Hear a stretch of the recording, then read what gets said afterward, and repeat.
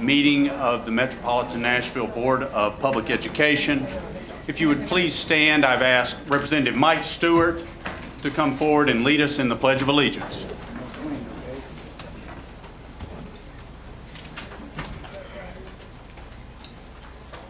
I pledge allegiance to the flag of the United States of America and to the republic for which it stands, one nation, under God, indivisible, with liberty and justice for all.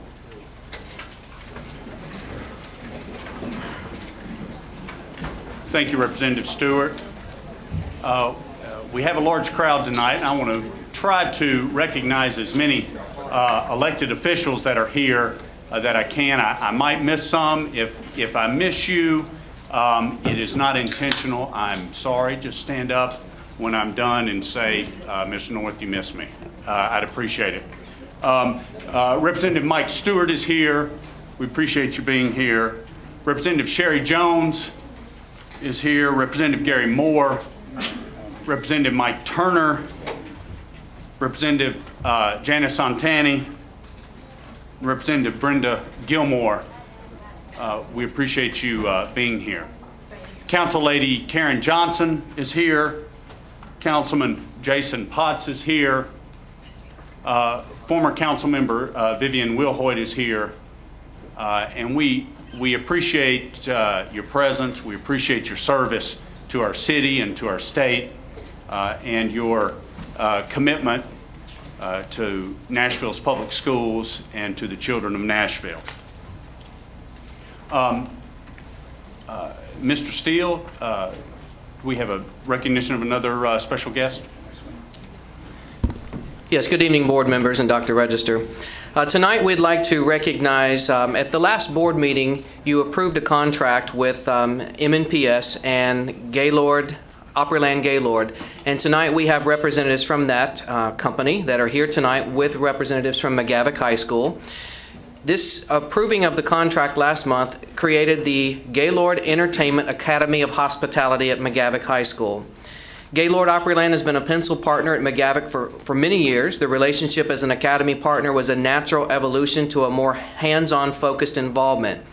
Lynn Maynard, Director of Leadership and Training at Gaylord Opryland, was recruited to serve on the Partnership Council for Hospitality during the formation of the Academies of Nashville. When the council decided to match schools with hotels, Gaylord Opryland chose McGavock because of their prior relationship and the proximity.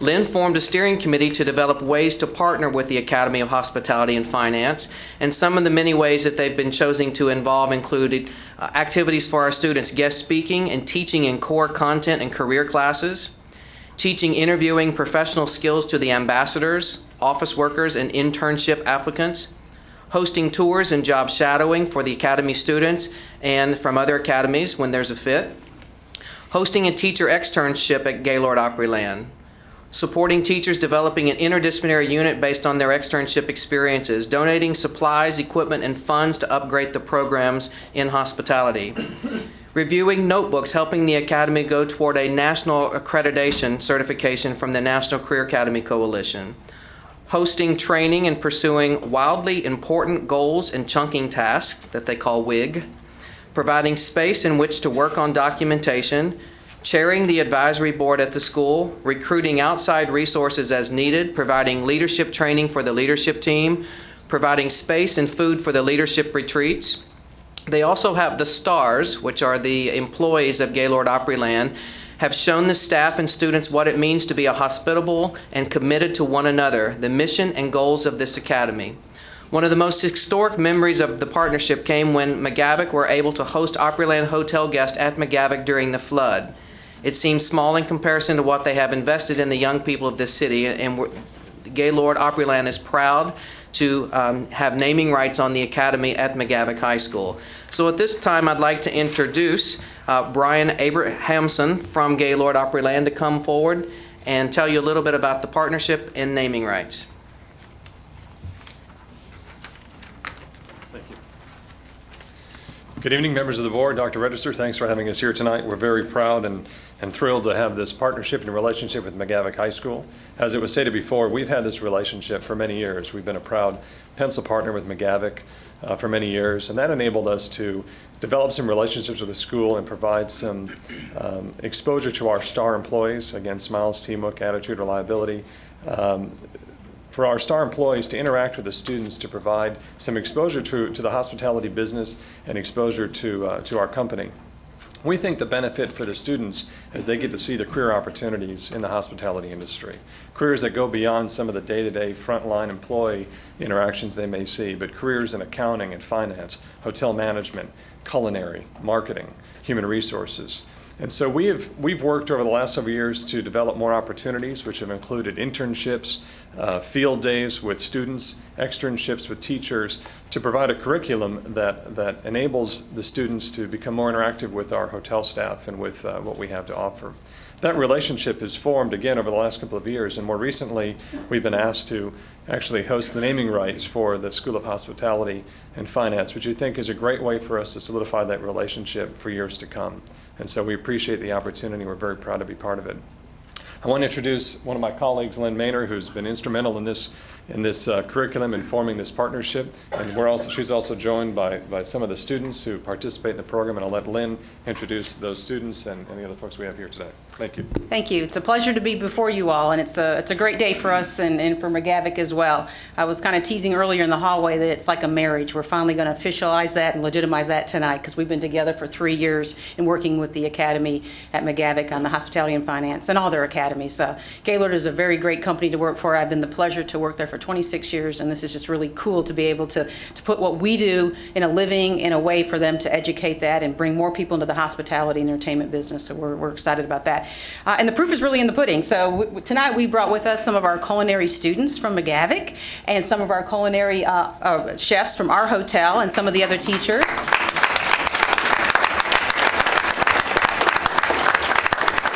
As well as some of our leaders from Gaylord that really work behind the scenes. I have such great resources and talent and experience at Gaylord. It's always a pleasure to share that with McGavock. So I'd like all of our Gaylord leaders as well to stand up as well.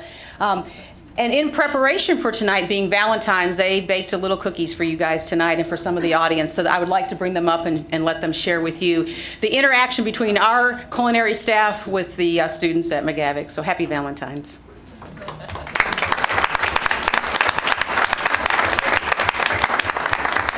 And there's some for the audience as well. Didn't quite expect this crowd. You would like to serve them, that would be great. All right, so as you're getting your Valentine's treat, I'd like to introduce Executive Principal Robin Wall. This is his second named academy at McGavock, and there'll potentially be a third one coming to the next board meeting. Academy Coach Paula Barkley, if you'll come forward. Academy Principal Lisa Bonelli. The Academy Counselor, Kenita Love. Our teachers are Shannon Alexander, Donna England, Elizabeth Madha-Helsey, Patrice Rogers, Chef Crystal Russell, and then our students Christian Gonzalez, Delynn Massey, Denisha Poltnitz, Mark Wrigley. And then from Gaylord, we have Brian, that you've met, Jenny Barker, Shannon Sullivan, Lynn Maynor, Lance J., Jonathan King, and Emily Lauritsen. So we're going to take a picture up here, right in the center. Yes, if you'll join us, Dr. Register and Mr. North.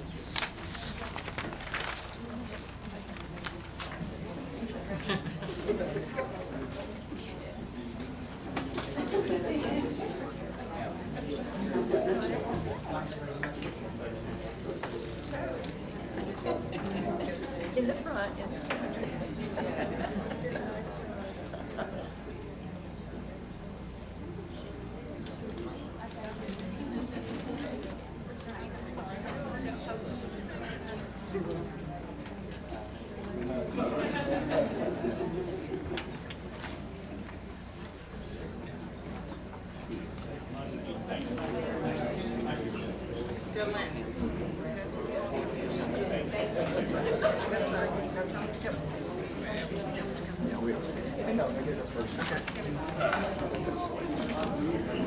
Thank you, sir. Appreciate it.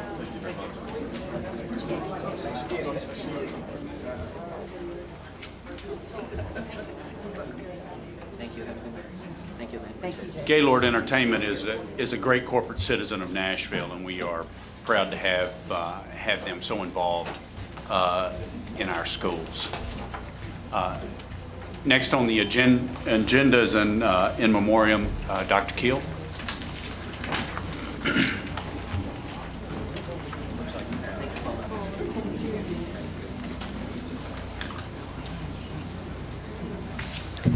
Tonight, I'd like for us to remember Ms. Denise Phillips. Ms. Phillips was a dedicated school bus monitor for exceptional needs students. She always had a smile on her face and an energetic attitude. She worked with some of the more difficult special needs students, but gave 100% of herself at all times. Ms. Phillips will be greatly missed by her students, co-workers, and friends. If we could have a moment to remember Ms. Phillips.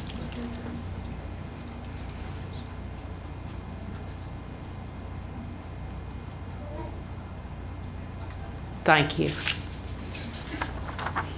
Next on the agenda, Dr. Keel, is awards and recognitions, and you are on again.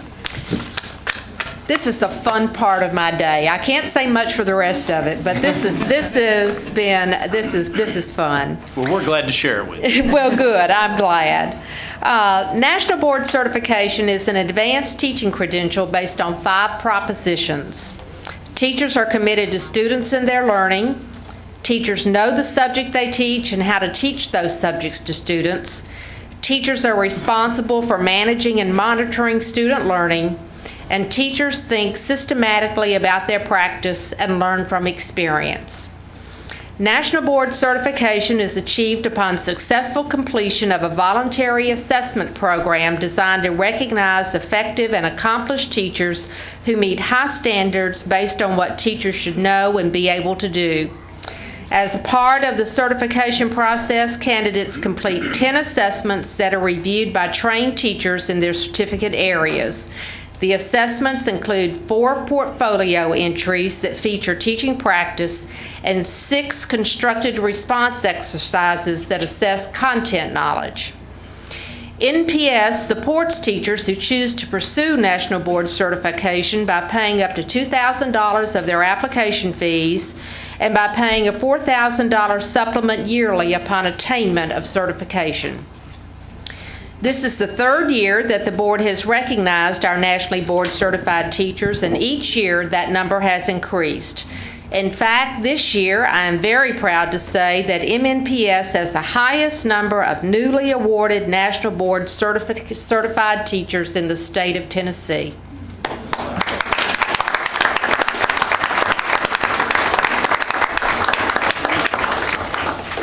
So now I would like to recognize them individually. As I call your name, if you will please come to the front, you will be given a certificate. And then if you will stand at the very front, we're going to take a picture. So have your biggest smile on. All right, first, Miss Anita Armstrong from Cole Elementary.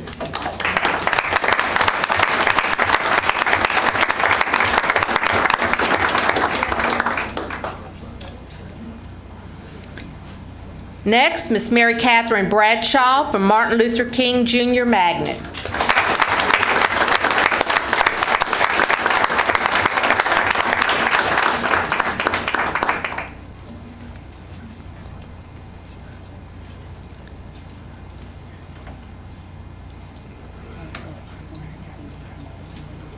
Okay. Bobby Branham from Amqui Elementary.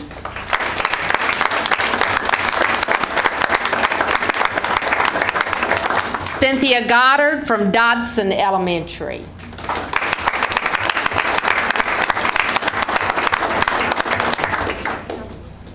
Juanita Moore, Ross Elementary.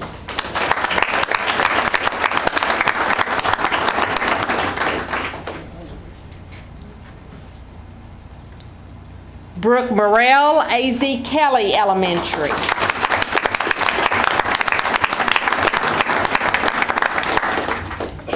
Connie Sharp, Jones Padilla.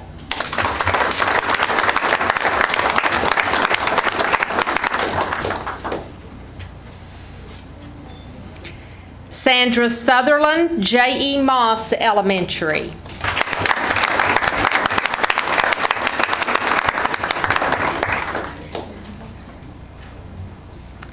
Jamie Sumner, Mount View Elementary.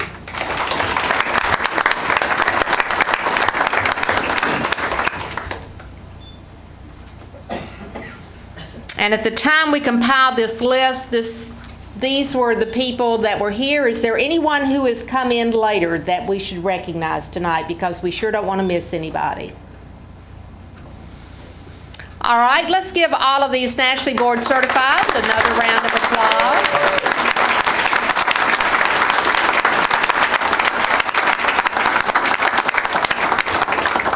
And while they're having their picture taken, I know family and friends are here, so if you're here in support of one of our newly certified teachers, if you would stand so we could recognize you.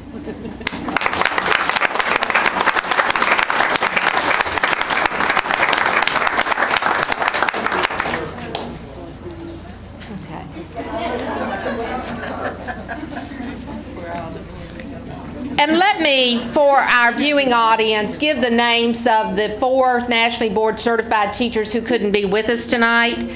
Patrick Carr, Martin Luther King Magnet Jr., Martin Luther King Jr. Magnet, Andrea Cruz, A.Z. Kelly, Seth Swihart, Hillsborough High, and Elizabeth Yunker, Cockrell Elementary.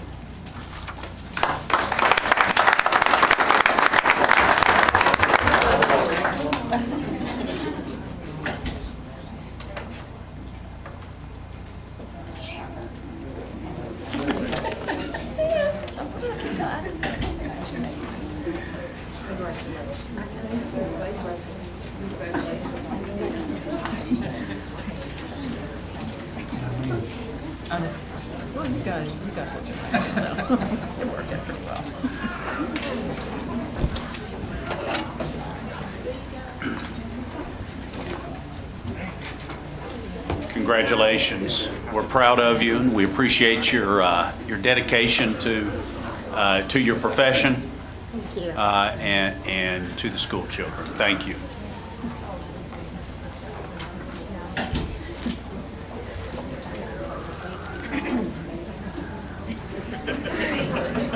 While we're making the transition, I want to be sure and recognize other members of the council who came in. Council members Blaylock, Scott Davis, Bedney, Fabian Bedney, Councilman, and Brady Banks. We appreciate you being here. Thank you very much.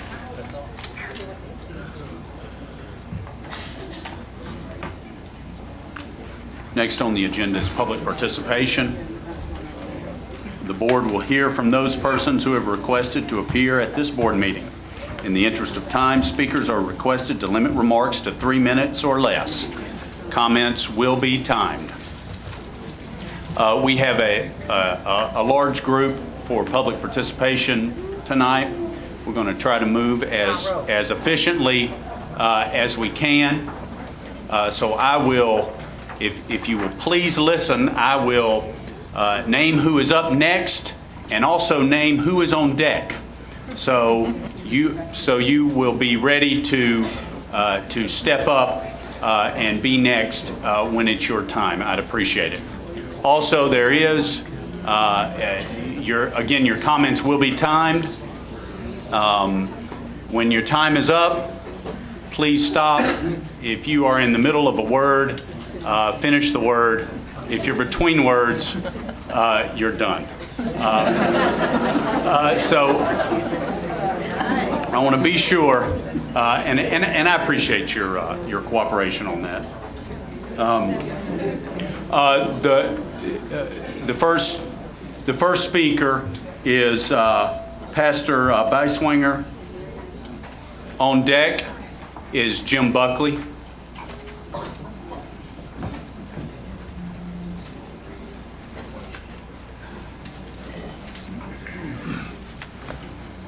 Dr. Register, members of the board, thank you for the opportunity to speak with you tonight. My name is Dr. Don Beiswinger. I taught at Vanderbilt for 30 years and retired some years ago.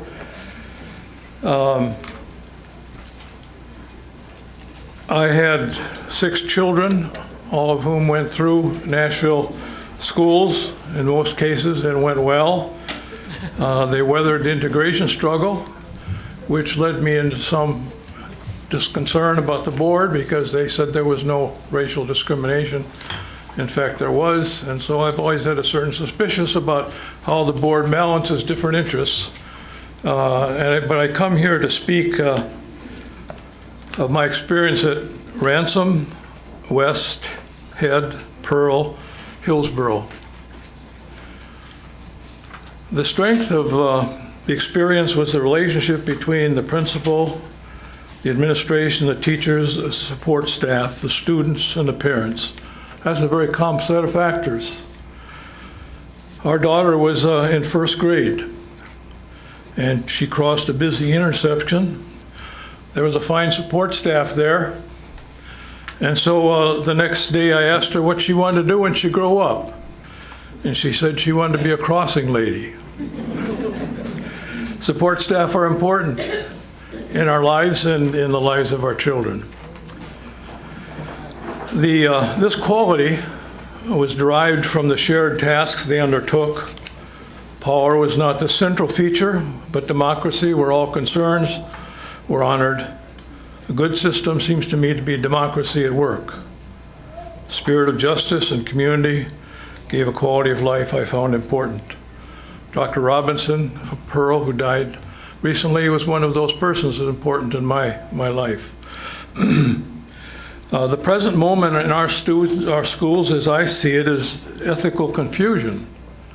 There are just a lot of different interests going on, and this letter for Dr. Keel and the Tennessean represents that confusion, and I hope the board will address not just their decision-making, but the way in which the communication has persisted.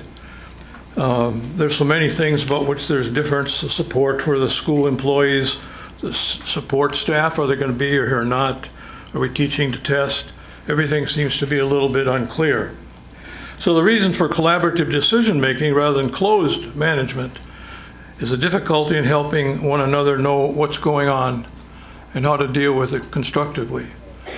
The two parts of ethical reflection are first, what's going on, and then the second is, what's the response?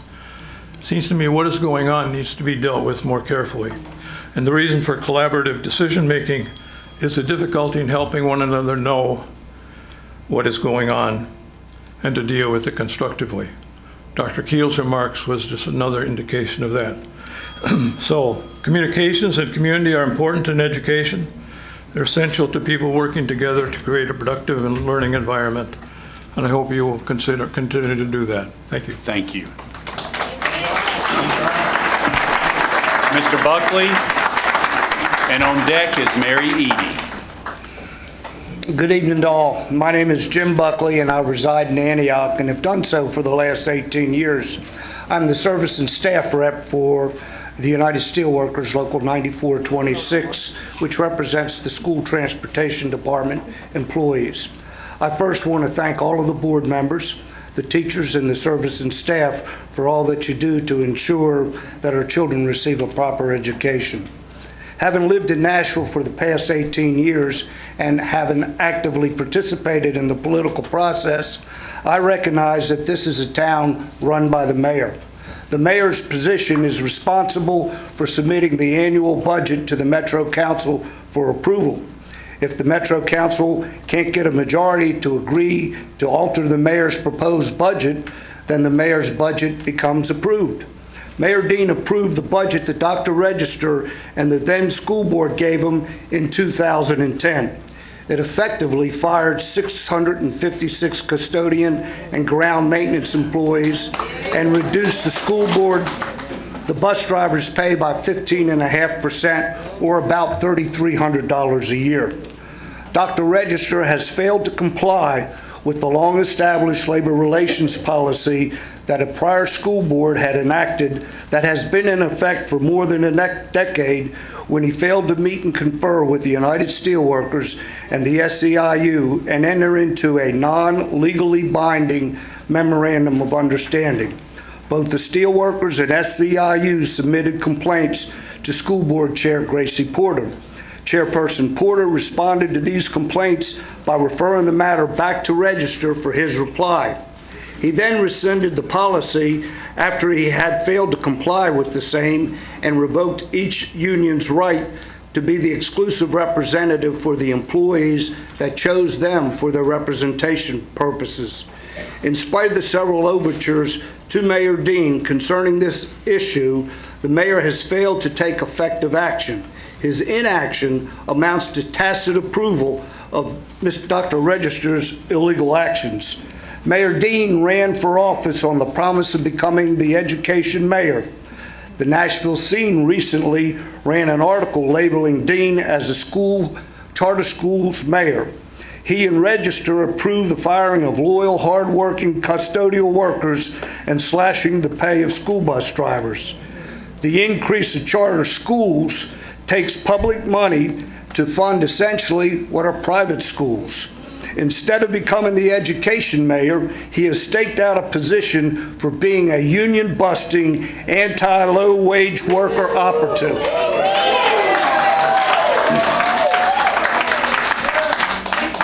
The irony of all this is that Register has the benefit of a legal binding contract that provides $250,000 a year for him while he goes about union busting, a la Governor Scott Walker of Wisconsin, by attempting to eliminate the influence of our respective unions. Mr. Buckley, I believe your time is up. 2 paragraphs.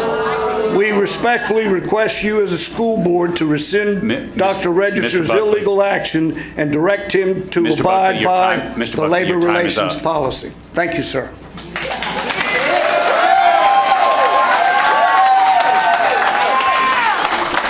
Well, he's a hard one to follow, but here I am. Just a moment, Ms. Okay. Edie. We won't start your time. I want to ask the timekeeper. Sometimes it's hard for me to hear the bell. If you would also raise your hand, that would help me out. On deck is Brent and Stephanie Irvin. And Ms. Edie, it is your time to speak. Thank you. Thank you. My name is Mary Edie, and I'm a former bus driver of 38 years. I am still president of the Steelworkers Union. I, too, am here tonight regarding our MOU not being renewed. All past directors have renewed and accepted our MOU. Dr. Garcia, Dr. Benjamin, and acting director Chris Henson all honored our MOU until the arrival of Jesse Register. Excuse me, Dr. Register. We were elected in transportation in 1997. We've never had any problems with the union. We've always got along and worked together up until Dr. Jesse Register had arrived into our system. You have the right to make the same decision tonight for us, the school board members. You have a right to make the decision, is it liberty and justice for all or just some of us? Dr. Register has a contract. In fact, he's the only one that has a contract, and you honor it. Our MOU is non-binding. There is no law against a MOU that we have that everybody keeps saying we have, and it's against the state law. It is not. Ours is not binding. We have no contract. Yet we receive letters in the mail our drivers had when they pulled the legislature bill, and they have terminated people in our department for no reason. No just cause, because they could. The legislator said they could, and they did it. 10 of them.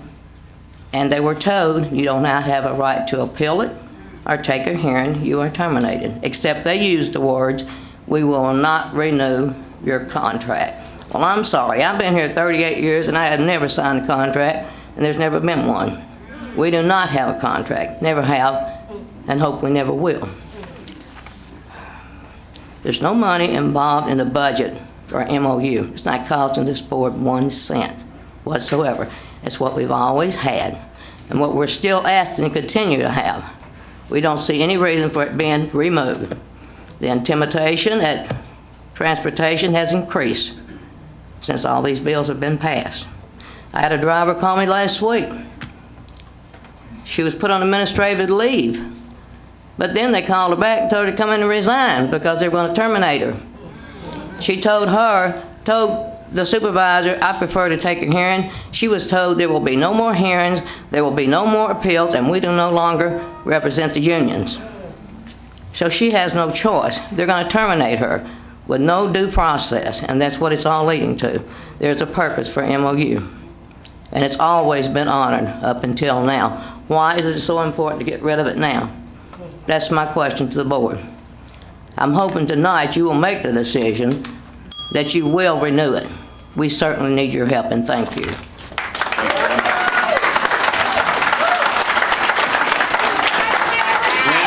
Brent and Stephanie Irvin are next. Doug Collier is on deck. Thank you for letting us speak and hearing our situation. We bought our home in 2008 because it was zoned for Granbury Elementary School. Our daughter will be attending kindergarten this fall, and we're now zoned for elementary, for Shane Elementary. We've toured both schools and would like the opportunity to appeal the zoning for the following reasons. Number one, location. Granbury is 2 miles from our house and on our way to work. Although Shane is 4 miles, it is out of the way and in much heavier traffic, adding 30 minutes to my morning commute. Secondly, Granbury's test scores are documented as higher than Shane's. And thirdly, our daughter's friends are attending Granbury, therefore we have carpool capabilities. We've also done a lot of research online, and we've seen that Shane is already more overpopulated than Granbury Elementary. So we've tried to do as much research as we can, and just wanted to come today to speak to you guys to see if there's anything else that we can do to possibly appeal the zoning to ask to attend Granbury Elementary.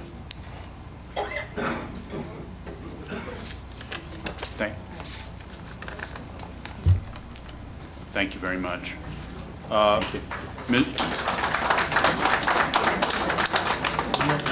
Mr. Collier, you are up now. On deck is Gary Moore. Thank you, Mr. Chairman, and I too have a hard time hearing, so if somebody just wave at me, I'll cut mine where it needs to be cut. Thank you.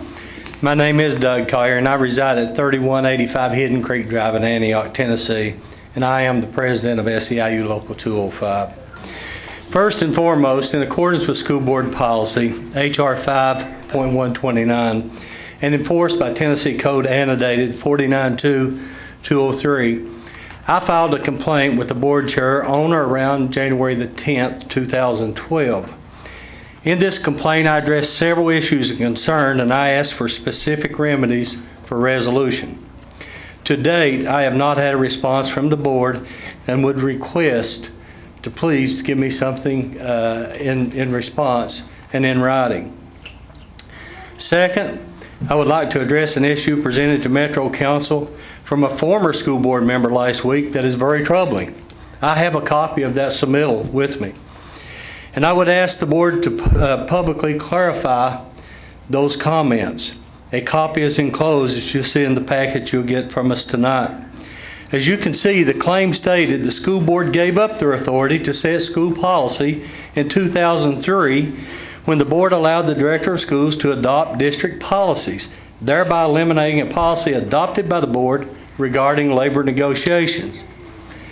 We know this not to be true, as the school board actually revised and published their labor negotiations policy in July 2004, and the time period referred to is in 2003, where they were actually 3 amendments that were changed to the governance policy at that time. This type of misinformation is harmful to the board and the community as a whole. So I asked the school board to publicly declare their intent to stay compliant with Tennessee Code annotated 49-203 and fully uphold their responsibility to be the policy-making body the public elected. Third, I would ask that the school board set a tone that Nashvillians as a whole should and could work together. As you can see from here tonight, we have not got that continuity. We cannot work together with the school board. The issues that continue to divide the community have begun over the last couple of years in Metro Nashville Public Schools and continues to grow. In the coming months, we need to find ways to work together and bring all groups together as one. We cannot do this, whether it is policies or budgets, if all decisions continue to be made unilaterally.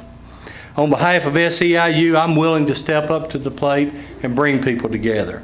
Work with the board, school administrators, and the Metro Council to make Nashville a better community for all. In so doing, I respectfully request that the board give us an answer to these complaints that were filed early in writing so we can get some resolve to some of these issues. We got to pull people together. Thank you.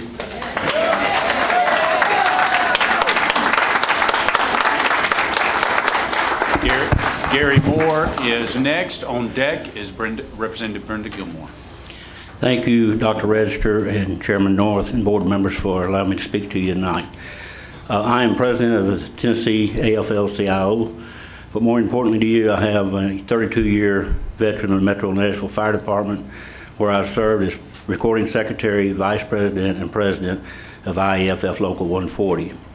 During a 32-year period, I have helped negotiate many MOU. I truly believe that a labor management working relationship is better for all involved. I would encourage each board member to reach out to the labor people on the opposite side of the aisle, reach a hand out and work with those individuals to resolve any issues that I think may lie before you.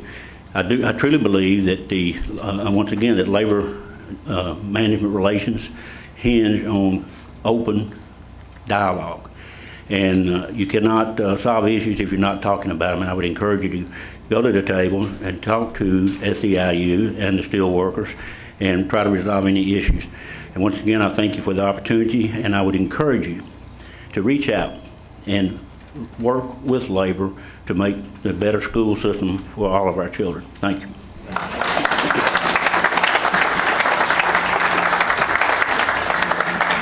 On deck is Representative Mike Turner.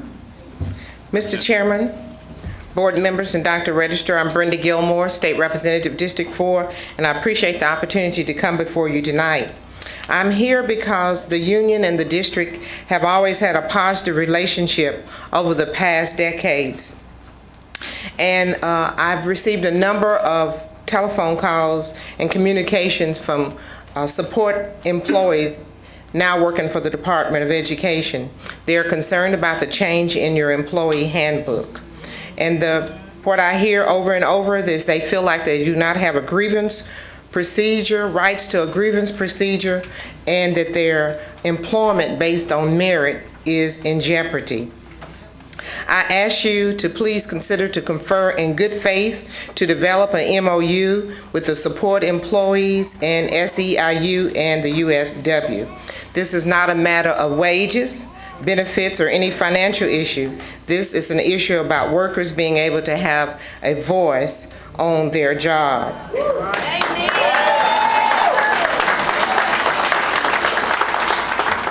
I'm told that there has been some concern by the board that feels like the collective bargaining was included this year when our General Assembly passed legislation regarding the Tennessee teachers and their rights being stripped away. But I just want to let you know that the intent of that legislation does not affect support employees, that it affects licensed professional employees only, and that the collective bargaining law is solely related to the teachers, not support personnel. Again, the individuals who have contacted me were concerned about the automatic reappointment, that the fact that it's being eliminated, it is not clear that it's not being eliminated. They feel like it's still vague. And also they're concerned that they feel like that they lost their right to appeal warnings, reprimands, and disciplinary actions, including terminations. I ask you again, please, to sit down in good faith to develop an MOU with the support employees and these associations. Thank you for the opportunity to appear before you.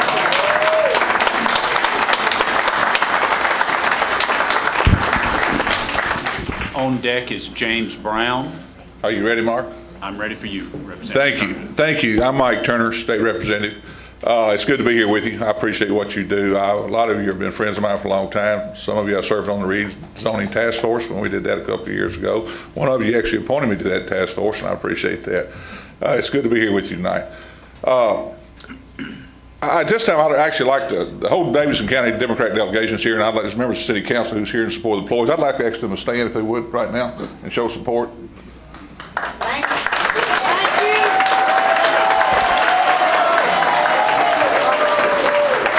These are elected officials that's very concerned about the actions that Dr. Register is taking. I had a good friend of mine who actually works out here with you all call me and said, Mike, what business is it of the state legislature for you to butt into our business out here at the school board? And I told her, I said, well, actually, you're quite wrong there. I said, we have an equal stake in ensuring that our education system it works well. I said, maybe in some ways even a greater stake, because it's up to us to fund the school board. You guys can't do that. It's our job to fund the school board and make sure you have what you need, and that includes raising taxes, and that's always tough. So we care as much about the success of this public school system as you do. We want it to be successful. We want our employees out here to have the same rights that other Metro employees have had. Nashville is unique in this country that it has never had a lot of labor management troubles. There's no need to start this now.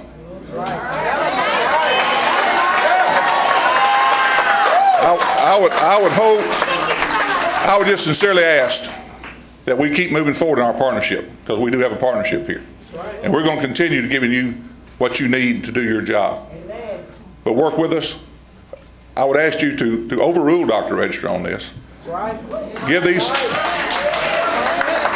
Give our employees the same rights that other Metro employees have. Thank you so much. James Brown is up now. Vivian Wilhoit is on deck. Mr. Brown. Good evening. My name is James Brown. I live at 4021 Shufel Court in Antioch. A couple of days after the new handbook was published, one of my members called me on my cell phone. And she described a meeting she'd just had with her supervisor just that day. She told me, James, my supervisor came to me and gleefully told me that I would no longer have an afternoon break. That was her word, gleefully. She asked her manager, what do I have to do if I go to the bathroom? The answer was, you'll just have to hold it. One of her coworkers said, I have diabetes. I need to be able to check my blood sugar. The response was, well, that's your problem. Now, ladies and gentlemen, I assure you, I don't for a moment believe that was Dr. Register's intention in the changes he made for this handbook. But it's exactly what this handbook has enabled for the people working in our schools. Virtually every change that was made, the removal of the automatic reappointment policy, the deletion of the recall policy, draconian changes to disciplinary policies. Every one of those serve to denigrate people and devalue their work done for this school system. The fact that Dr. Register declined to even talk to our elected representatives and actively minimized our voice only served to underscore a dark message that nobody cares. That's right. That's right. Lucky to have a job. The really sad part's no one's been able to explain to me how this new handbook supports our schools.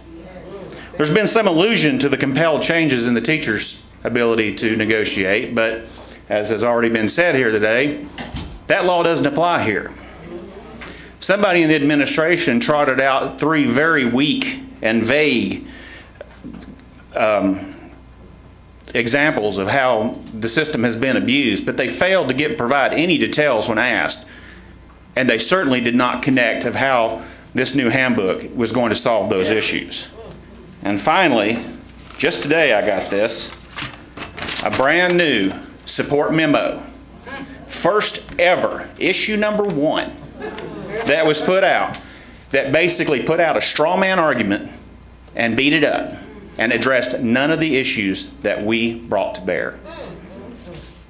People are scared. In my job, I'm all over this district. I talk to people in every single school all the time.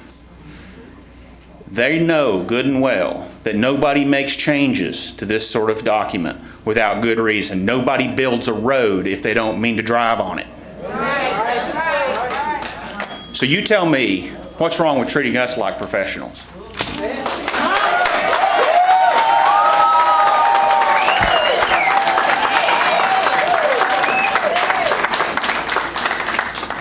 Ms. Will Hoyt is next. Mary Mancini is on deck. Mr. North, honorable members of the Metro Nashville Public School Board, and Dr. Register, I appreciate this opportunity to come before you to speak in support of a Memorandum of Understanding, also known as an MOU. My name is Vivian Will Hoyt. I'm a former council member and a proud mother of 2 boys who have benefited and continue to benefit from the Metro Nashville Public School System. I reside at 1029 Flintlock Court, Nashville, Tennessee. I know as an elected official, you have to make tough decisions.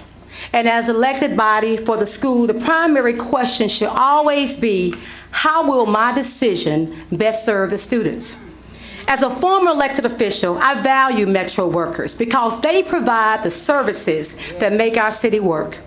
They are the essential part of our community. They are not only the workers, they're our constituents, they're parents, they're community leaders, they're neighbors. Metro workers have had a labor agreement for years, and it has been a great tool for both Metro and the workers. Having a labor agreement has not caused problems for Metro government. If anything, it's helped because the agreement creates a framework and a forum for the workers who have their issues addressed. If you take that framework away, the only recourse for workers is to file lawsuits, just as you're beginning to receive, to file lawsuits. None of us want money that can go towards education that could be used, that is being used to tie up in lawsuits. Workers deserve to be treated with respect and dignity. My experience has been when you treat workers, when you treat people with respect, they will give back more in return. Recently, Cheryl Mays, my school board representative, sent an email out to our district stating the obligations of the school board. Very, very appropriate. Under the legal obligations, there is an obligation to set the personnel policies. These obligations are set by the charter and by the state code. The charter and the state code do not give these obligations to the director of schools. They give those obligations to you. You are the elected body for the schools. You have the duty to listen to your constituents. How many of your constituents are here? Will you please stand? Come on. All the constituents of the school board members here, including the one that's not standing, these school board members represent you too. Support the workers. You are the elected body of the school board, and like I stated, you have the duly right to listen to these constituents. Is there an overwhelming demand to treat workers like they've been treated for the past few months? Absolutely not. What I see and hear today is a demand of the voters and the community to support the workers. Signing an MOU create an official gesture to this respect. Please support the workers that make our school system work so that the teachers can teach and the students can have the best learning environment. Thank you for your time.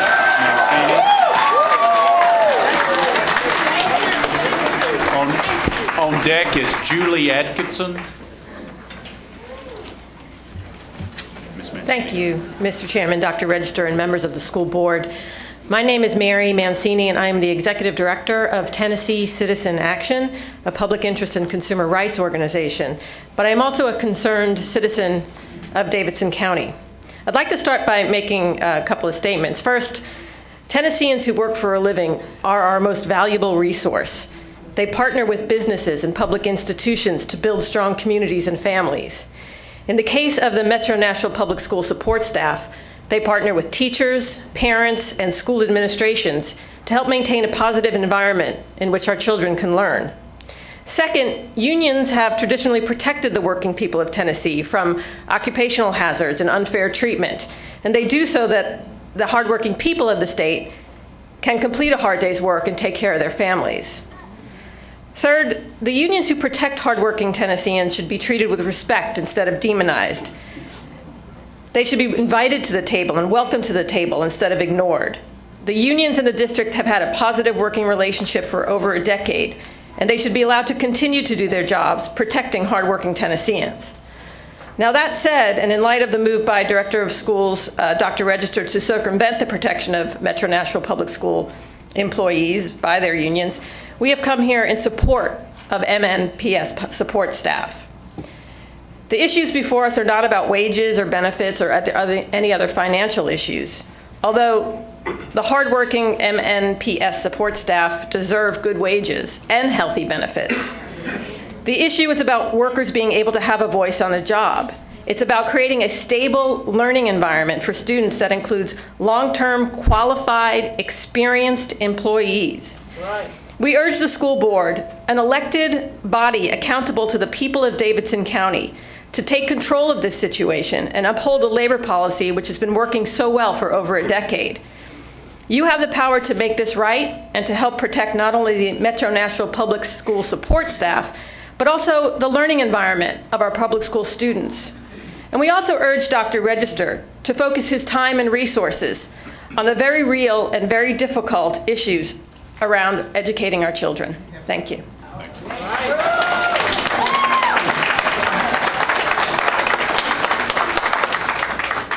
Ms. Atkinson is next. Susie Keys is on deck. Ms. Atkinson. Good evening and happy Valentine's Day. My name is Julie Atkinson. I'm a parent of a third grader at Percy Priest Elementary School, and I'm committed to public education. At Percy Priest, we are blessed to have one of the best office staff in perhaps all of Metro. Ms. Lolita Kennard, who is here tonight, is our secretary bookkeeper, and she treats those children as if they were her children. She remembers who they are and what is going on in their lives. In fact, when my daughter started at Percy Priest in kindergarten, I met Lolita and asked if perhaps she remembered my little sister who had attended there 20 plus years earlier. Not only did she remember my sister, she even remembered her birthday. She said, "Oh, I remember her, long blonde hair, May 30th, 20 plus years." Though teachers and administration changes often each year, Ms. Lolita is a constant support for my daughter and many other students. Support staff, as the name implies, are in the schools to do the background work no one really thinks about. They are often the first in the building and the last to lock up at night. I want these employees to want to be around my child each day. I want them to feel respected at work so they will in turn respect the students. The changes that have been made by Dr. Register to the support staff handbook do not help with morale. They decrease the stability in the schools, and they seem to be causing more harm than good. At our school, we are lucky to have low turnover. We get to know all the staff, and they become a part of our school family. The changes you have made will lead to more turnover, and that creates a less stable learning environment for our students. If employees feel that their issues are not being addressed and that their needs aren't important, they will eventually want to go to another job. The idea that these are at-will employees who are not worthy of a signed work agreement is false. That provides a sense of security, particularly because they are at-will employees, that helps the great employees stay. That is what we want, to show as a public school community that all work has value and that we will support the support staff. I am urging you as an elected board to please get Dr. Register to sign the memorandum giving these rights back to the support staff. We need all the help we can to keep our public schools a place where Ms. Lolita and others like her want to stay and work for many more years to come. Thank you very much.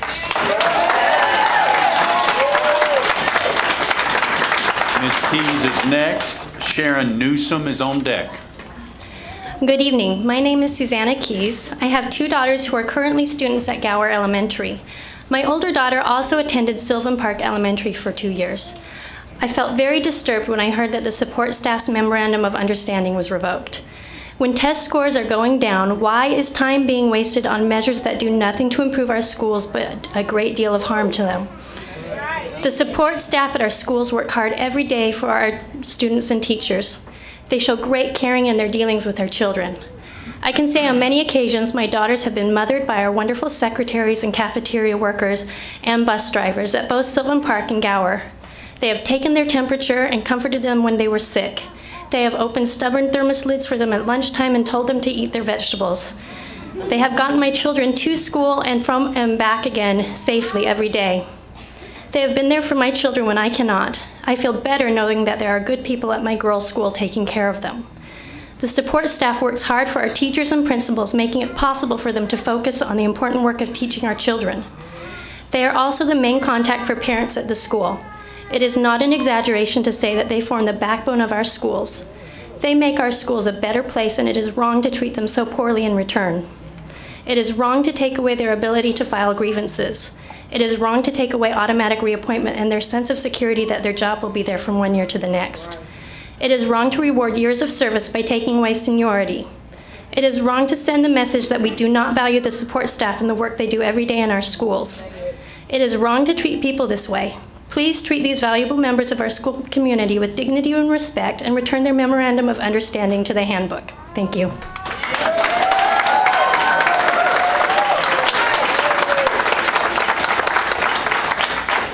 Newsom is up next. Yolanda McLean is on deck. My name is Sharon Newsom, and I'm a concerned parent of twin boys that attend Hunters Lane High School.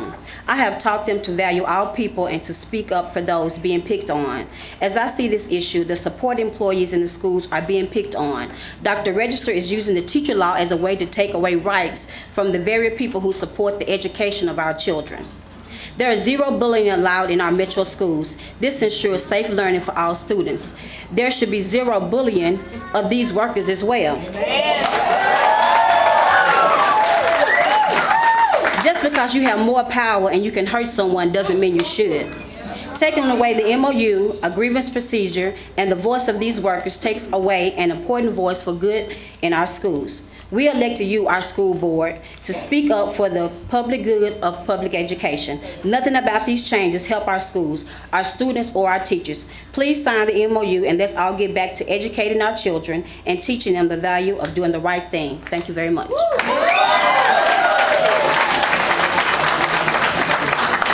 Ms. McLean, and Deborah Dial is on deck. Good evening, Dr. Register, members of the board. My name is Yolanda McLean. I have 4 children.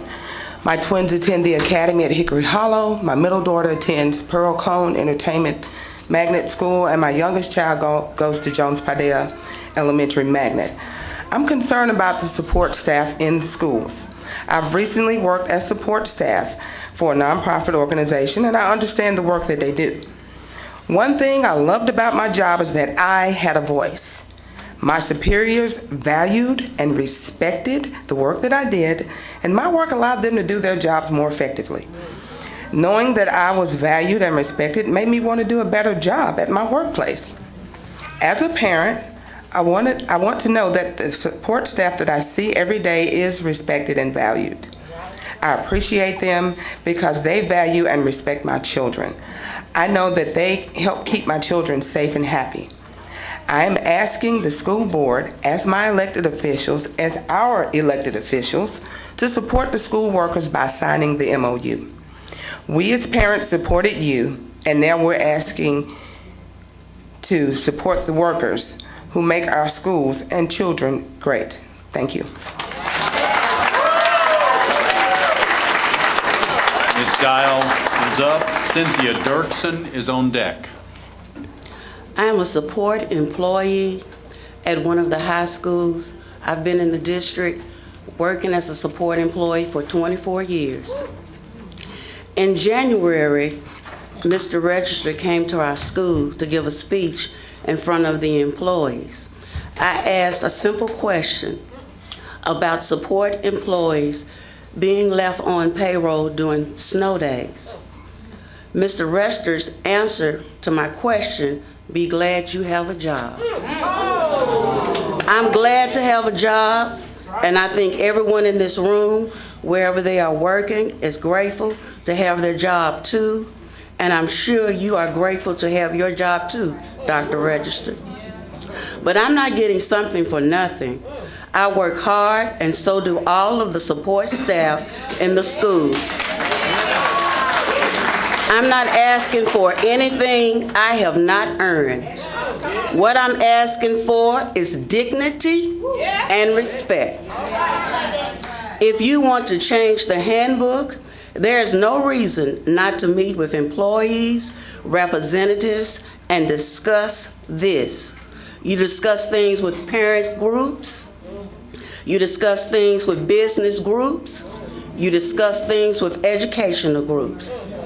So why can't you do it for the people who actually make the school run? When you make these decisions, they affect children and all of us and our families. The support personnel, we are the heart of the school system.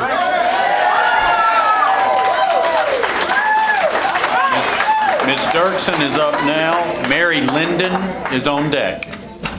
Good evening to you, Dr. Register, and the school board, and thank you for this opportunity to speak before you. Hello, my name is Cynthia Dirksen, and I came tonight to speak about the treatment of support personnel in our public schools according to this new policy that everyone has already talked about. As a vacation Bible school teacher at Lake Providence Missionary Baptist Church, I have the privilege of interacting with young children that attend schools in Metro Davidson County. They tell me the good and bad of their experiences at school. I know that many of my students look forward to the extra help they receive from the school secretary, teachers' assistants, and service workers at their schools. I do not want to live in a community that takes away basic rights from employees that so dearly need them. I do not believe the changes are helping our students and are being made because someone in power can make them. I teach the golden rule to my students at Lake Providence, and I am looking to the school board to do the same thing. All work has value, and these workers' rights are extremely important. I hope you will treat them the same way you wish to be treated. Thank you for your time.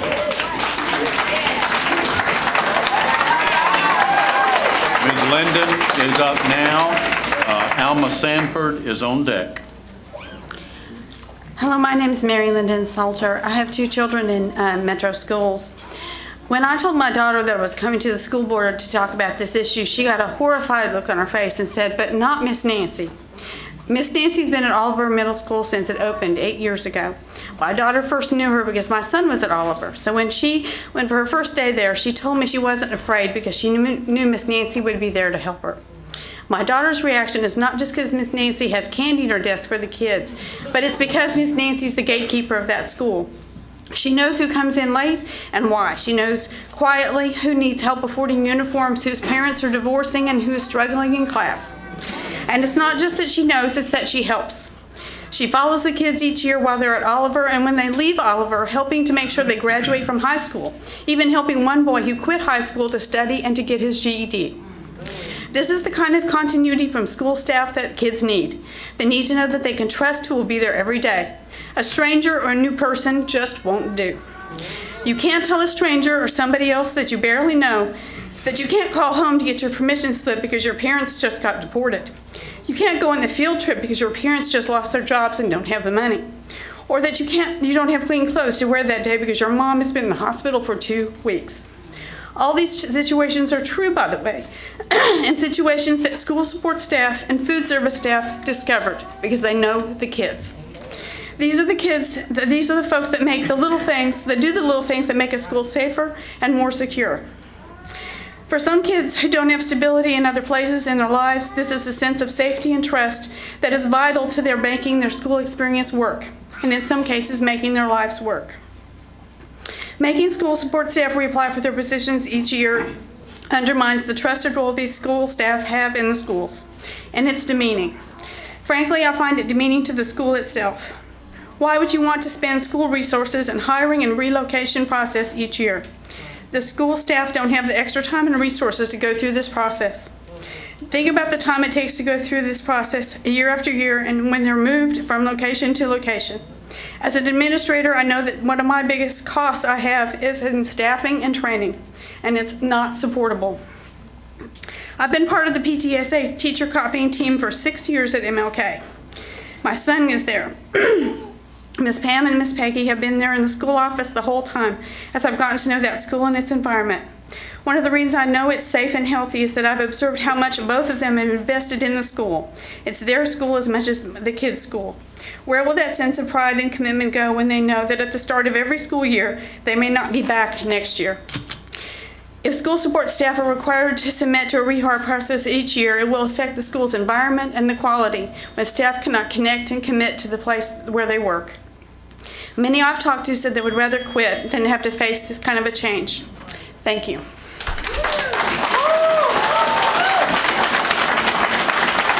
Ms. Sanford is up. Steve Glover is on deck. Thank you, Vice Chair North and other school board members. I'm very familiar with the sacrifice each of you makes to serve, and I really appreciate your service. I'm Alma Sanford. I've lived in Antioch for the last 11 years, and I'm very supportive of public schools. I know the value of education because without my own education, I would never have had the successful career as a lawyer that I had. I firmly believe that Metro Nashville public schools are critical to the success of our community.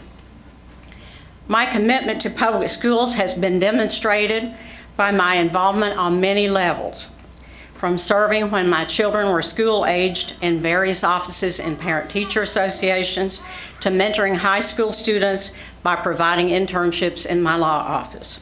I served as president of a county-wide parent organization and engaged in citizen lobbying to help improve my children's schools. I want to see our school system thrive, where everyone benefits from the nurturing provided to our students by teachers, staff, and support workers. I have demonstrated my commitment to MNPS schools by recruiting candidates for school board and working in their campaigns. Because of my interest in the schools, I've done quite a bit of research on Metro Nashville Public Schools and the job of school board member. Last week, I happened to run into my friend, your chair, Gracie Porter, and among other things, Gracie said, all the decisions I make, I base on how this will affect what happens in the classroom. I really agree with Gracie that the teacher and what goes on in the classroom is definitely the first thing we should all be thinking about. However, a key component of classroom success comes from a work atmosphere where the support that is provided by the service workers to the classroom and its teachers are mutually supportive. I found in my research that most of the employees for the personnel positions in support staff are women. Many single mothers who must rely on their salaries to support their families. With the loss of a memorandum of understanding with their representative, their jobs are no longer secure. Their insecurity affects morale at work and ultimately affects this classroom teacher. I am respectfully asking this board to work hard to keep everyone's morale high and our momentum in Davidson County going by making a bold decision as expected by the citizens of Davidson County. Don't hide behind words and imply that you have no responsibility to set policy that is fair and just. Thank you.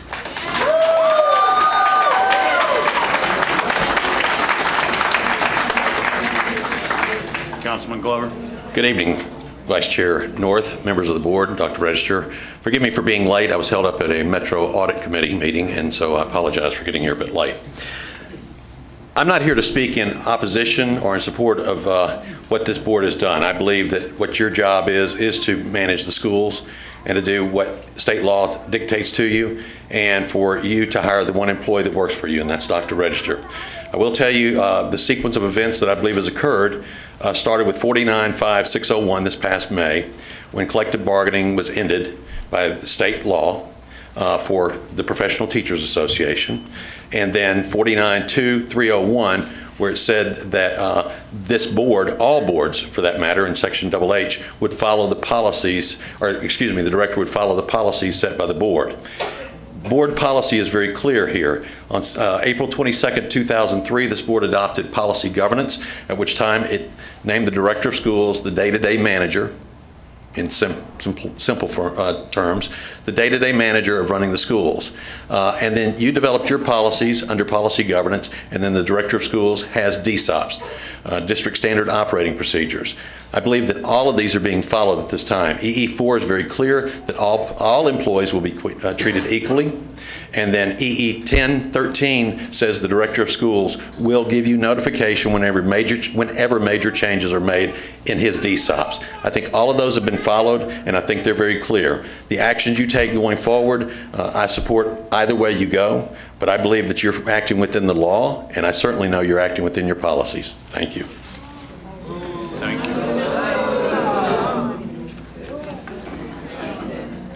Ladies and gentlemen, that completes the public participation.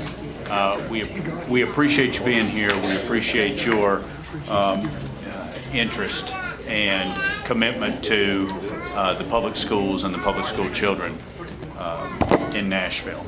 We will now move on to our governance issues, the consent agenda. Ms. Mays. Mr. Vice Chair, this is the consent agenda for Tuesday, February 14th. A, approval of minutes from the January 10th, 12th regular meeting. B, change order number 1 for replacement of rooftop HVAC equipment at various schools, Percy Priest Elementary, J.T. Moore Middle, and DuPont Hadley Middle. Advanced Mechanical, M-451. C, change order number 1 for roof replacement at Apollo Middle School, Dixie Roofing, Inc., M-447. D, change order number 1 for roof replacement at Old Brick Church School, Jolly Roofing and Contracting Company, Inc. Hold on just a second. Great in his job, got good education. Okay. That's okay.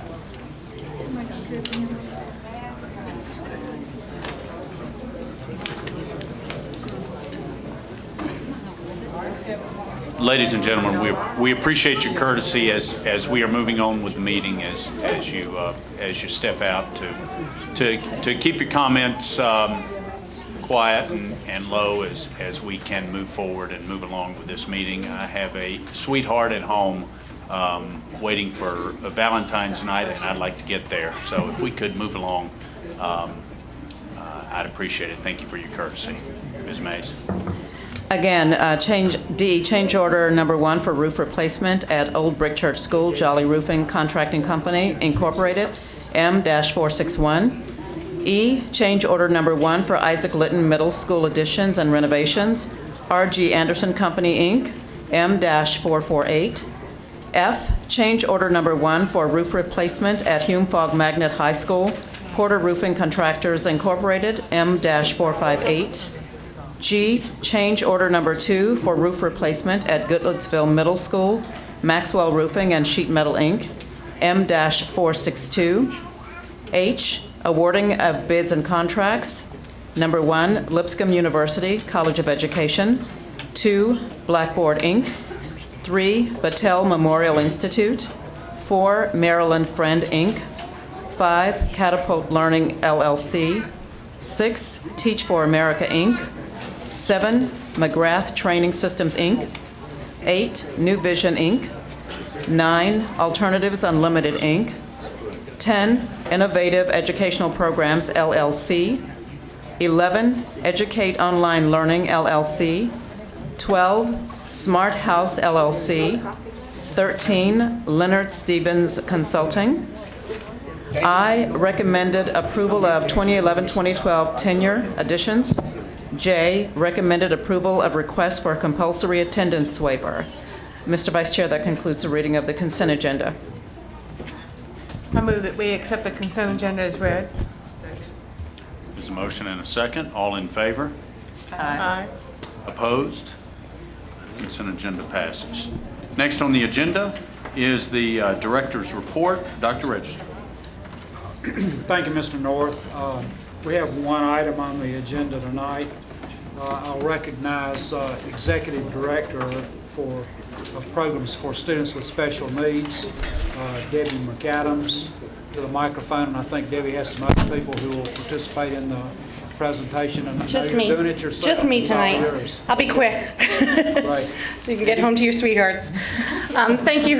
Good evening, Dr. Register, members of the board. Thank you for having me here tonight. I do have some people left in the audience that I just want to recognize from our TLG and from the Department of Exceptional Ed. So if you guys could just stand up, those are the you that are still here. So thank you for being here tonight. I was going to show a video, but the audio is not working right now. It was working this afternoon, so it'll make everything go quicker. But we have 3 focus areas within our TLG: raising the achievement level for students with disabilities, inclusive education, and designing and implementing a research-based model to meet the needs of our gifted learners. I want to start tonight just to show you data on improving achievement levels for our students with disabilities. And Dr. Changus also gave up his evening tonight in case you had any further questions that I couldn't answer. But as you can see, we are making significant progress with our students with disabilities. This is our K through 8 reading results. This is for all students who were tested. It includes the MOS and the ELSA for our students without disabilities. It does not include portfolio assessments. So the yellow is 2010, the blue is 2004, so we made significant gains. Also in math for grades 3 through 8 for students with disabilities, we've also made significant gains. Algebra 1 in high school, we are continuing to make gains. There is still quite an achievement gap between our students with disabilities and our students without disabilities. And also with English too. But as you can see, there has been a steady increase of the percentage of students who are scoring proficient on these assessments for our students with disabilities. As you know, anytime we deal with academic achievement, we have to look at the entire child. It's not just about how they're scoring on their assessments. We have to make sure that their other needs are being met too. We have over 33 schools that are implementing school-wide behavioral support systems. This is data just from one of our elementary schools that has been implementing this approach for the last 3 years, and you can see that their office referrals have decreased significantly. In addition to behavior, we're very excited to announce, and I think Dr. DePriest will be speaking about this more at a later date, we have been awarded a grant through CASEL, which is the Collaboration for Academic, Social, and Emotional Learning, and the NOVO Foundation. And this is really going to help us integrate social emotional learning into academics. This is going to be a true collaborative effort with all of the TLGs. We're very excited about this. We'll be rolling out professional development, and CASEL representatives will be working directly with us in all of the TLGs. Inclusive education. This has also helped our tremendous gains we're seeing with our achievement level for students with disabilities. We're continuing to move quickly with inclusive education. We've made some significant changes, and we are truly transforming our district to make sure our students with disabilities needs are being met. During 2009-2010, all of the 5th graders were able to attend their school of zone or school of choice. This was the first time that our rising 5th graders were able to attend their school. Tremendous for our district. They got to go to school with their brothers and sisters. 2010, 2011, we continued rolling out a tremendous amount of professional development and made sure schools were meeting the targets that we had outlined. Students with disabilities needed to have lockers with everybody else. Students with disabilities needed to be going to lunch with everybody else. During this school year, we took a huge leap and started with our elementary schools, and all of our kindergartners, for the first time, went to their school of zone or school of choice, no matter what their disability was, no matter what services they needed. And they were assigned to a gen ed homeroom. So when little Emily walked into Gower Elementary School, she got to go to a gen ed homeroom. She got to put her lunchbox in a locker, just like all the other students at Gower Elementary. And that's significant, and that's a huge change for this district. We need to celebrate that.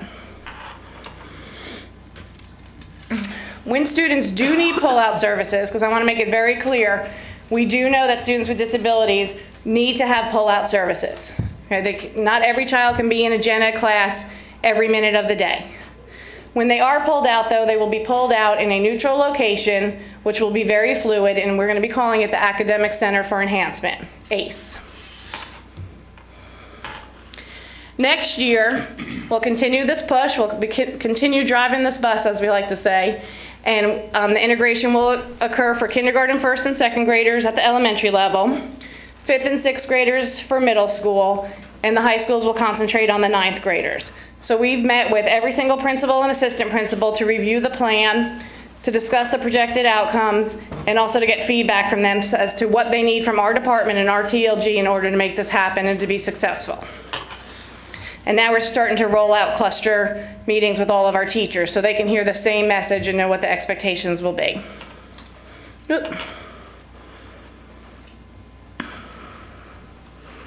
This is our data. The Department of Special Education has a state report card just like the district does.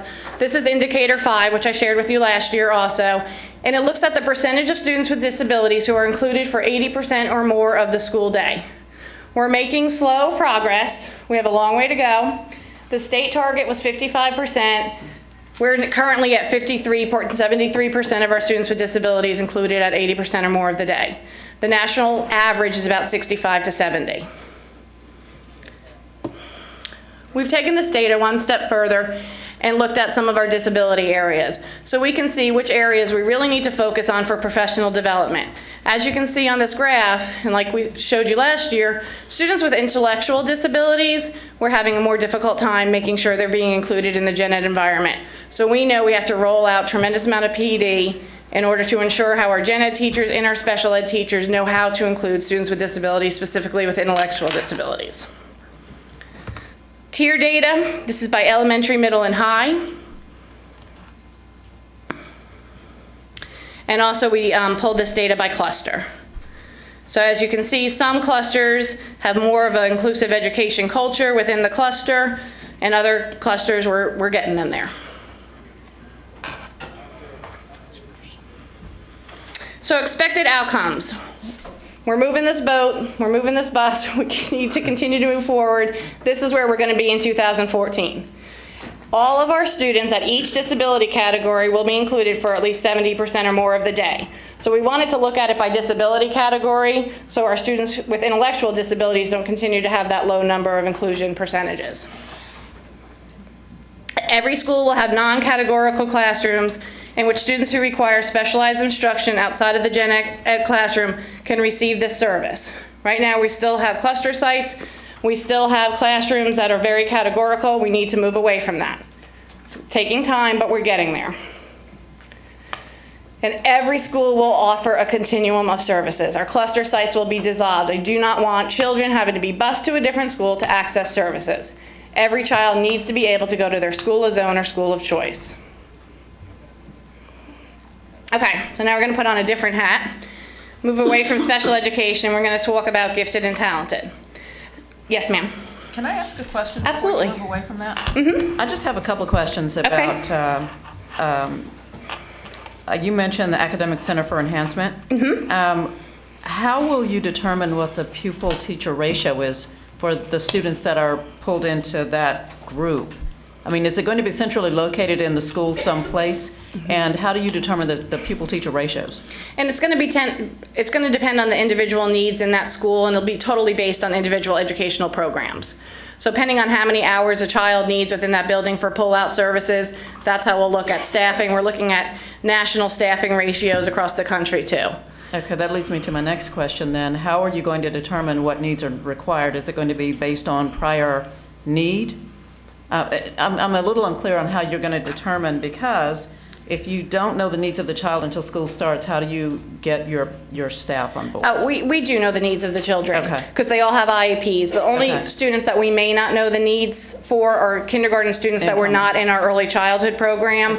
But we will know exactly which students will be at what schools and what their IEPs say. Okay. So we can have, what we did last summer with the elementary and kindergarten integration, we went out to every single elementary school and did what we call mapping. So we pulled every single child's IEP and did a huge, it's like a master schedule just for students with disabilities to make sure their needs were met every minute of the day. So we looked at what staff they had, if they had enough staff, if they needed more staff, if they had too much staff. So we've done that and we plan to keep rolling that out. Okay. And I'm sorry, I didn't mean to jump ahead. Oh, no, that's fine. Question and answer later, but this was burning in my head. One other quick question, and then I'll shut up. What specific types of professional development are you looking for, or are you already engaging in, or you're looking at for the students with intellectual disabilities? Part of it is just different strategies that we can use for our students with disabilities, and some things are very simple. Visual schedules, how to develop a visual schedule for a student with a disability, how to make work baskets. So if I have a child who's going into a gen ed class and they're on alternative standards and they're not being taught those core academic standards, how to make a work basket and how to engage them so they're still meaningfully included in that gen ed classroom. Thank so you. those are just some examples. Thank you. I do have one question, just a point of clarification. The academic center will be located at each specific school, correct? Yes. Right now, currently, when you look at our special education classrooms, we have a variety of special ed classrooms. We have resource pull-out classrooms. We have MIS for moderate intervention services, life skills services, CBIP services, with communication behavior intervention services. So we've created these boxes in Metro where we're putting children in all these different boxes, where we want to move away from that and have more of an integrated approach. Okay, thank you. So we're still in the process of our gifted and talented evaluation. Unfortunately, they were not ready to present any information, but they will be June 1st. So that will be brought to the TLG and executive staff, and I'm sure to the board. We are currently still serving 123 schools. We moved from moms having to transport their child to access Encore services, so now that we have a teacher in every single school. The gifted and talented evaluation they've been doing tremendous amounts of activities. We've had focus groups with teachers, students, psychologists. They've observed in over 60 classrooms. They'll be back in 2 weeks to observe in 30 more classrooms. They've conducted a tremendous amount of interviews, surveys, and also they're doing an examination of documents. So unit plans that are used in Encore, instruction that's occurring just in the gen ed class. So I look forward to sharing those results in June. We're continuing to make some progress with, we obviously have more students who are accessing Encore services, and we're making some progress with making that more of a diverse group, as you can see from this data. We just took that chart and put it in as participation data, so you can see there's growth in all of our different ethnicity areas. And then this is Encore growth compared to the district growth.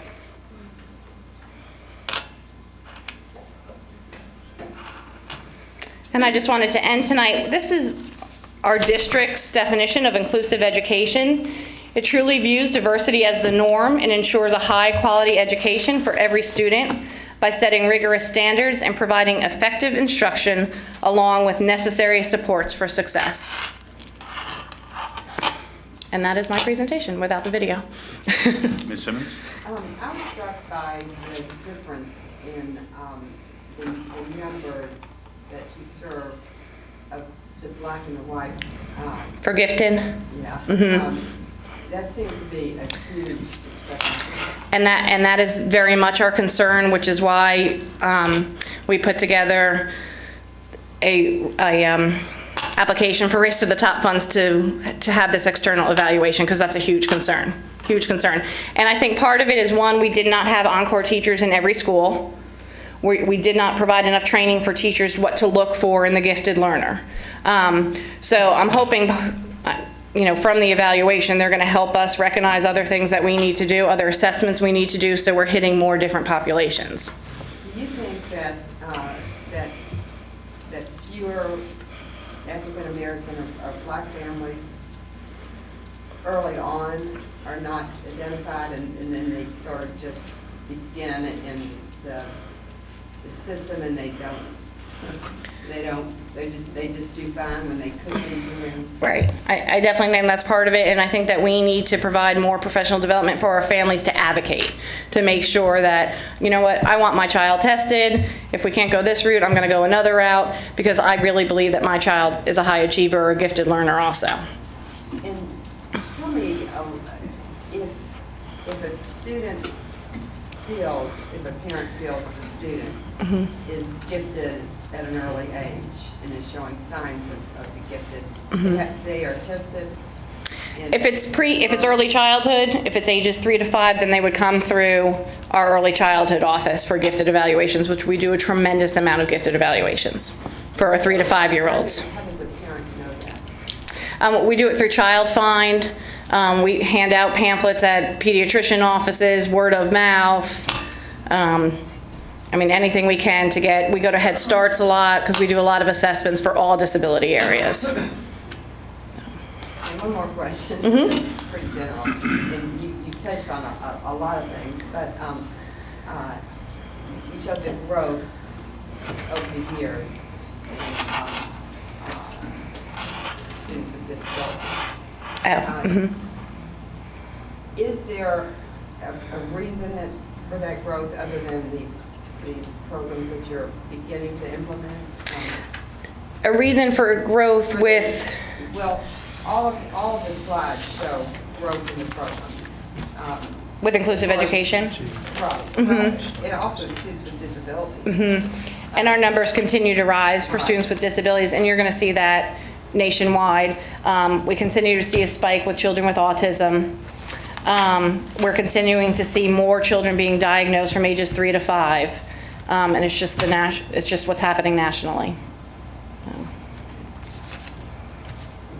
Yes, how has the increase in the Encore program impacted your staffing for those Encore classes? How much of an increase? And we haven't had any increase with our staffing yet, and until we get this evaluation and look to see what is in the best interest of our children and how to provide services for our gifted learners, we have just kept at the status that we have with the 30 teachers.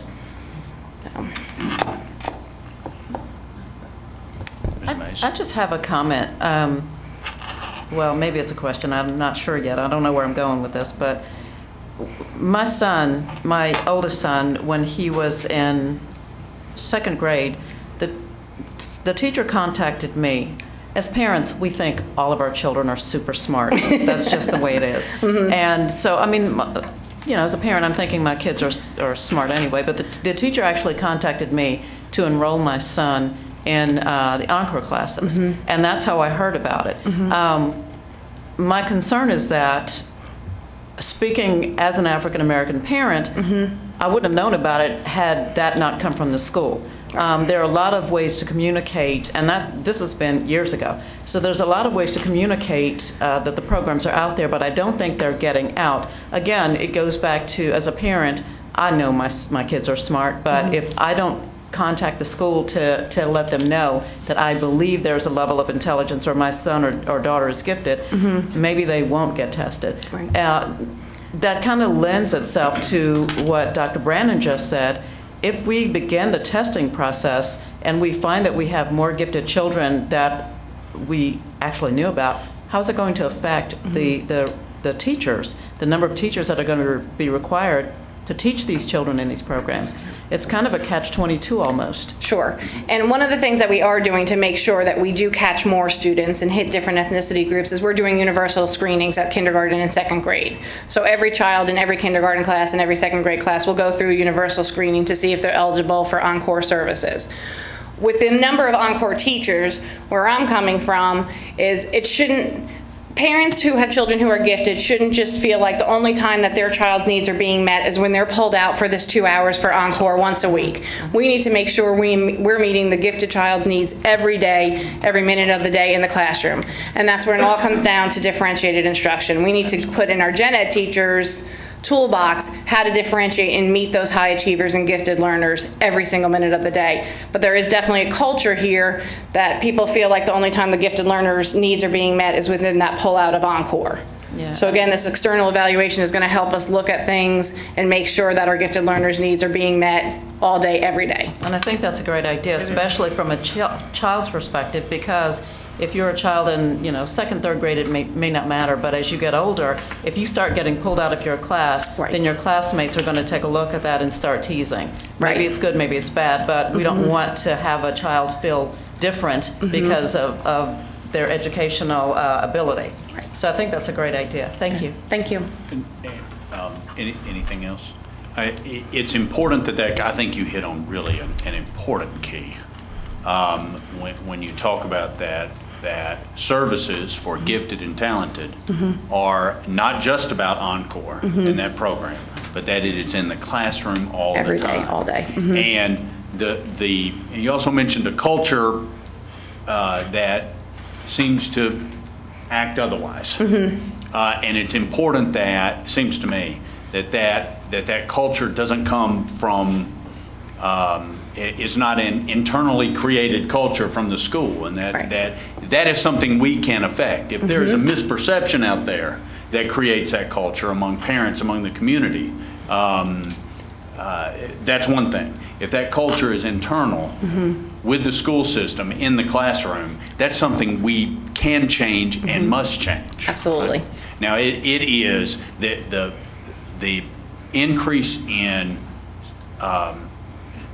locations for services is fantastic. And that is a step that is amazing. It's important that with the increase of quantity also comes a continued increase in quality. Right. And that these services, we don't spread it out so thin that we have special education services in a lot of locations, so we can say we have them in a lot of locations. Right, we don't want right? I mean, that's,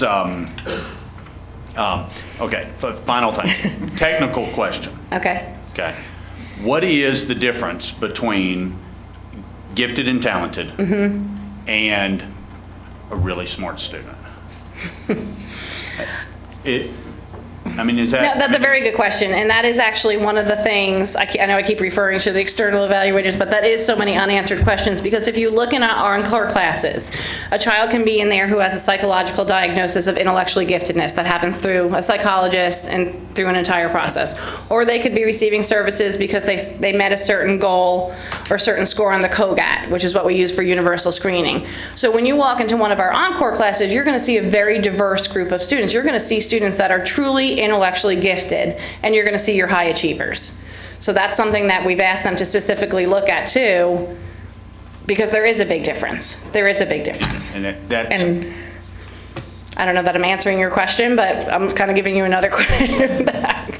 But And Encore is designed for both of those? At this point, it is serving both of those. Okay. Yes. All right. At this point, it is.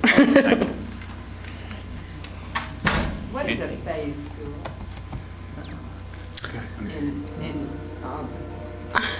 On these reports, it says develop a plan. One of the things that we're looking at. Before, what accomplishments do you expect to achieve over the next 3 months? Develop a plan for phase school. One of the things that we're looking at, that we're hearing from principals, is that they want to see inclusive education in action. You know, we're having them take little steps with kindergarten, 1st and 2nd grade, and 5th and 6th grade, and then 9th grade. But they want to see a true school that truly has an inclusive culture. So we're going to work with Alan Coverstone and the Innovative School Cluster to make those our promising practice schools.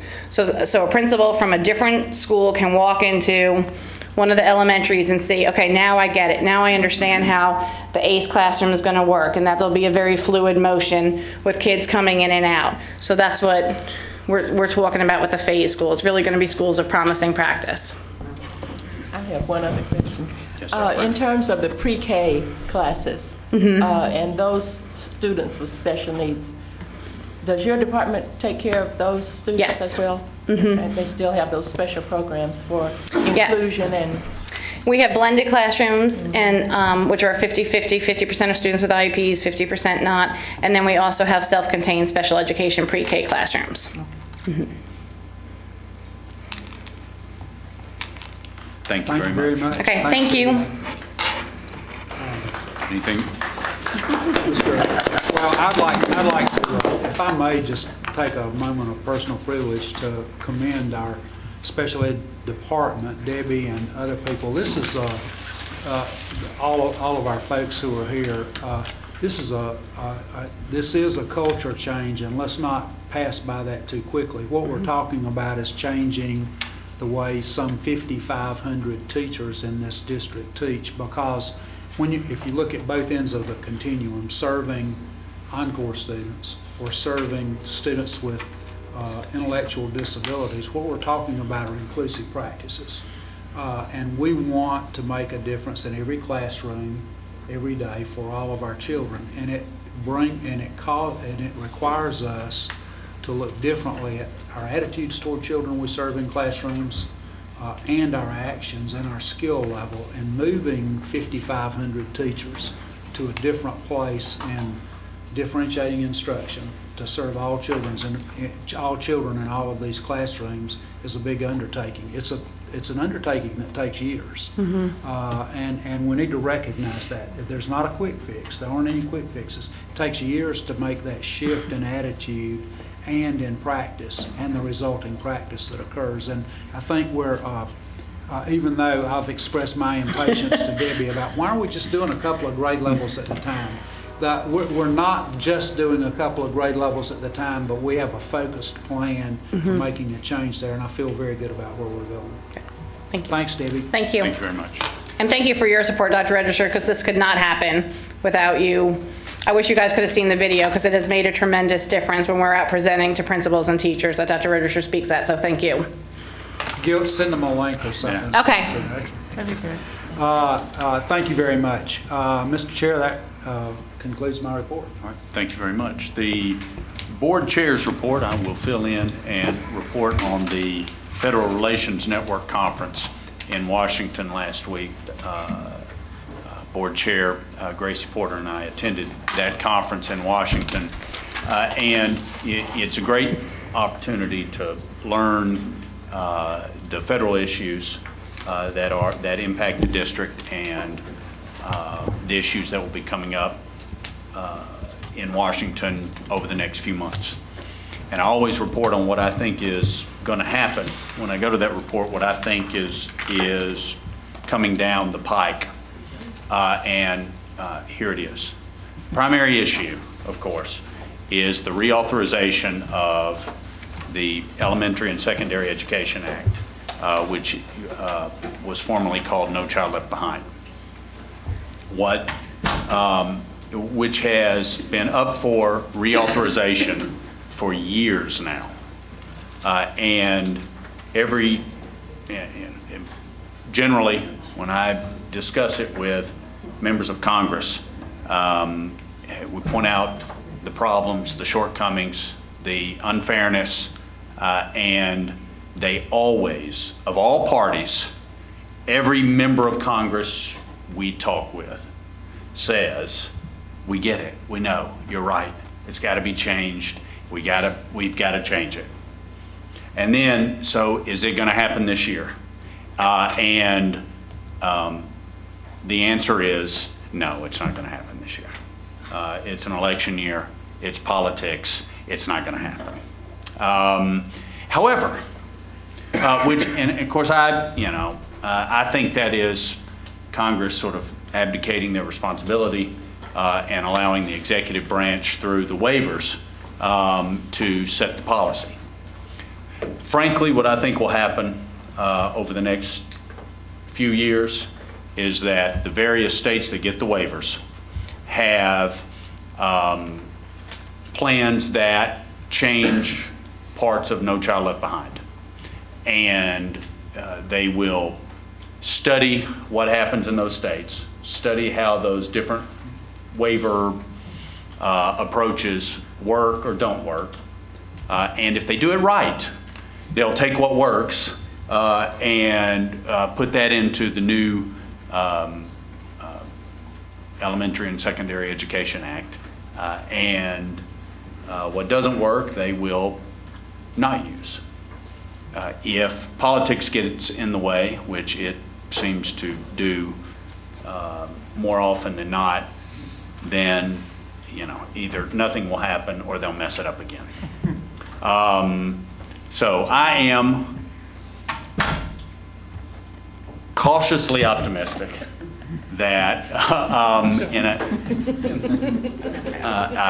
do you believe that? With emphasis on cautious, not so much emphasis on optimistic, that a reauthorization, a legislative approach to fixing the law will be coming within the next couple of years,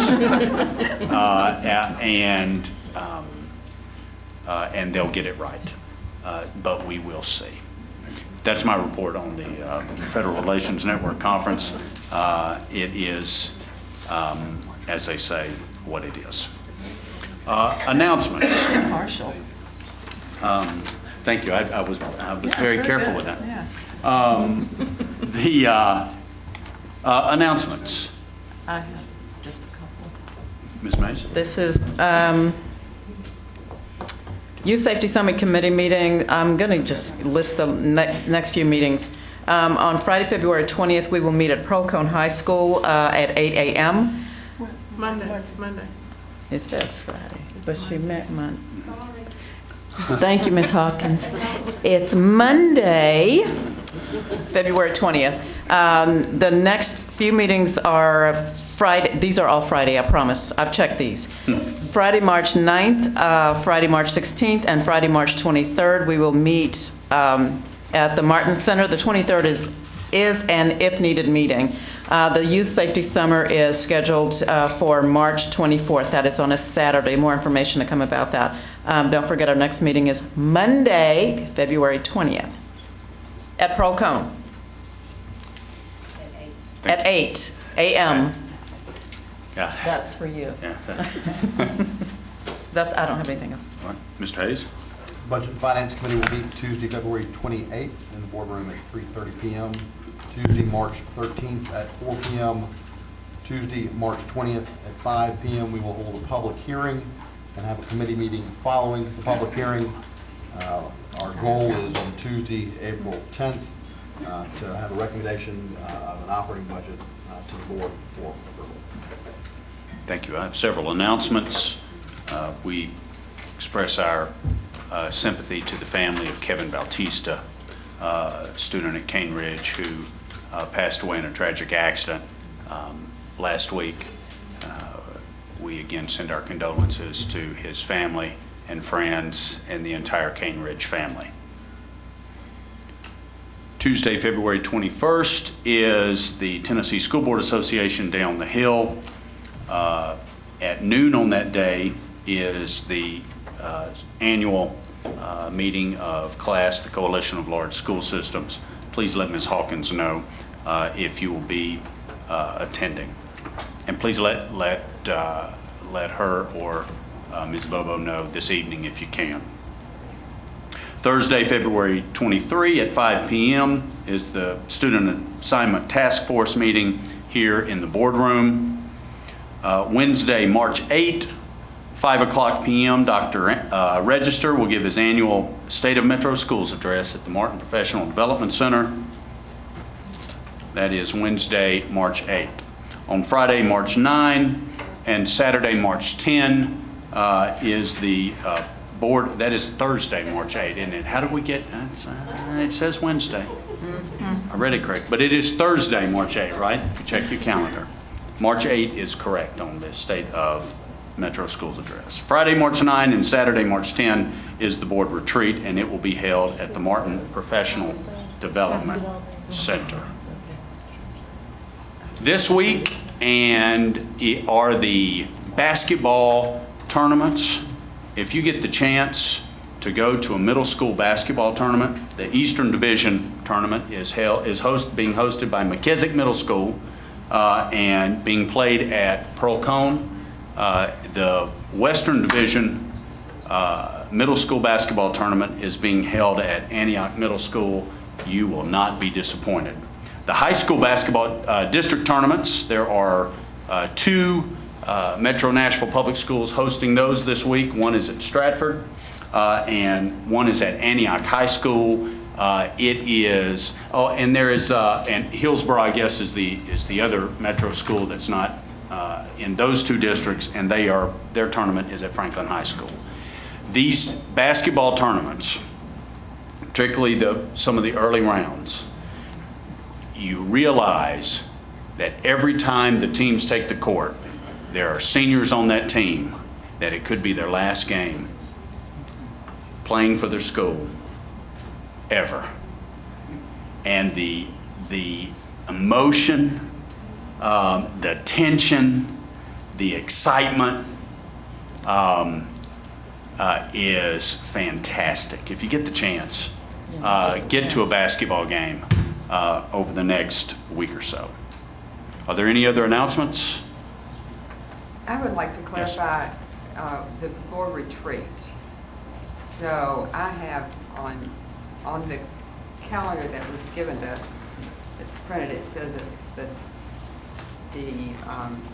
16th and 17th. 16th and 17th. Yeah, that changed, I think, last week. It has been rescheduled to the 9th and 10th. The 9th and 10th. To fit everyone's schedule, we hope.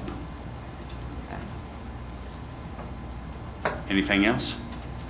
I would like to invite our viewing audience to come to a breakfast meeting at Hume Fogg, particularly those in the downtown business district. Hume Fogg is doing a special effort to let the business people know that Hume Fogg is a community school, and the community they happen to be in is in downtown Nashville. So this is an opportunity for people to take pride in the things that are happening at Hume Fogg, and to provide incentives to be partners with Hume Fogg to do that. And that is that's Tuesday, the last Tuesday of the month, the 28th, I think, morning at 7:30. And be there no further business, I move we adjourn.